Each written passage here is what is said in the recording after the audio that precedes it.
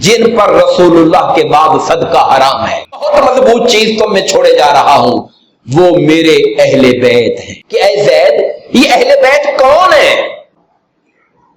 حضرت زید بن ارقم رضی اللہ تعالیٰ عنہ کی، اور یہ وہ حدیث پاک ہے جو صحیح مسلم کے اندر آئی ہے، حدیث نمبر 2408، صحیح مسلم کی حدیث پاک ہے۔ کچھ تابعین سرکار دو عالم صلی اللہ علیہ وسلم کے پردہ فرمانے کے بعد زید بن ارقم سے ملے رضی اللہ تعالیٰ۔ زید بن ارقم بہت بڑا نام ہے صحابہ میں، بہت بڑے محدث تھے، احادیث بیان کرنے والے تھے۔ ان سے جا کر ملے اور ان سے جا کر کہا کہ زید بن ارقم، اللہ نے آپ کو بڑا اونچا مرتبہ دیا، آپ کو حضور کی صحبت نصیب ہوئی، آپ آقا کے قرب میں رہے، آپ نے حضور کی حدیثیں سنی، آقا کے دین کے لیے اپنے ٹائم پر قربانیاں دی، تب تو کہ آپ کا بڑا اونچا مرتبہ ہے، کچھ ہمیں بھی حضور کی باتیں بتائیں۔ ظاہر ہے سرکار کے بعد تابعین حضور کی باتیں سننے کے لیے صحابہ کرام کے پاس ہی جاتے تھے کہ ہمیں حضور کی باتیں سنائیں۔ انہوں نے کہا بچوں بیٹو، بات یہ ہے کہ میں بہت بوڑھا ہو گیا ہوں اور وقت بھی اب کافی گزر گیا ہے، بڑھاپے کی وجہ سے اب مجھے وہ باتیں اس طرح یاد نہیں ہیں جیسے میں نے حضور کے زمانے میں کی تھی، اس لیے جو مجھے یاد ہے میں تمہیں بتا دیتا ہوں، زیادہ کی مجھے تکلیف نہ دینا، میرا بڑھاپا دیکھو۔ انہوں نے کہا چلو میں تمہیں ایک حدیث پاک سناتا ہوں، سرکار کی بات سناتا ہوں۔ کہتے ہیں کہ ایک دن سرکار جب فتح مکہ سے واپس آ رہے تھے تو غدیر خم کے مقام پر جو مکہ اور مدینہ کے درمیان ہے، حضور نے خطبہ دیا تھا، خطبہ دیا سرکار نے، اور اس خطبے میں آقا نے اللہ تعالیٰ کی حمد و ثنا بیان کی۔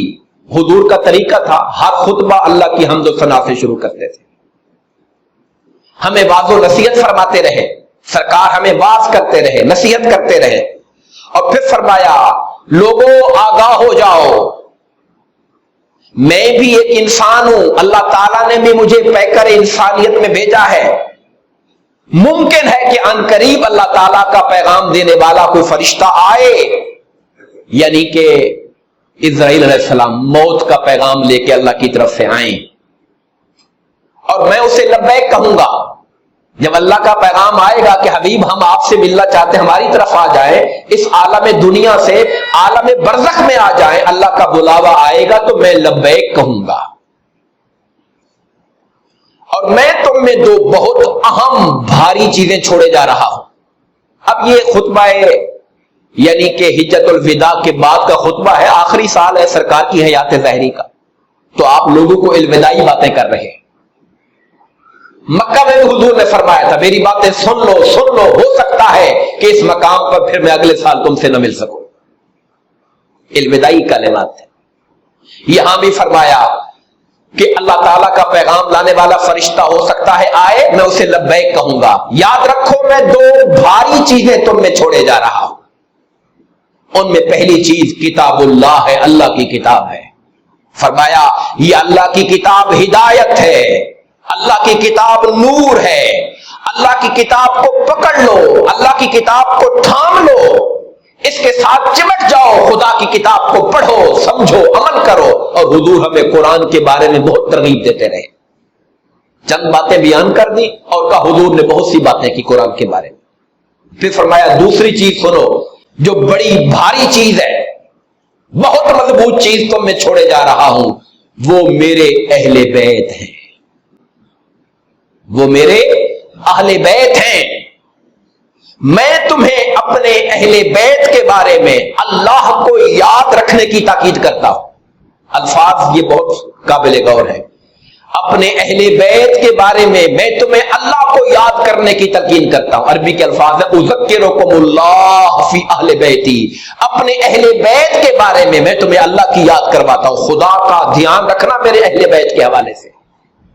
اور حضور نے یہ جملہ کتنی بار کہا؟ 3 دفعہ کہا، 3 دفعہ سرکار نے یہ جملہ دہرایا، میں تمہیں اہل بیت کے بارے میں اللہ تعالیٰ کا لحاظ رکھنے اور خدا کی یاد کرواتا ہوں۔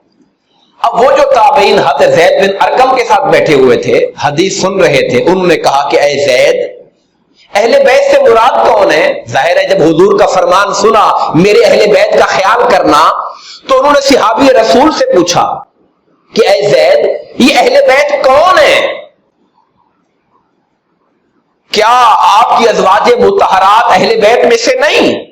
کیونکہ بنیادی طور پر یہ جو خطبہ تھا جو سرکار دے رہے تھے یہ حضرت علی مرتضی رضی اللہ تعالی عنہ کے حوالے سے دے رہے تھے۔ اگر آپ اس کا پس منظر پڑھیں اس حدیث کا، تو یمن میں کوئی فتح ہوئی، وہاں سے حضرت علی نے مال غنیمت تقسیم فرمایا، کچھ لوگوں نے حضرت علی کی تقسیم پر اعتراض کیا اور آ کر حضور کو شکایت کی کہ حضرت علی نے اپنے لیے اس میں سے یہ رکھ لیا ہے۔ تو میرے آقا نے فرمایا علی کا حق اس سے زیادہ تھا، علی نے جو تقسیم کی ہے حق کی ہے۔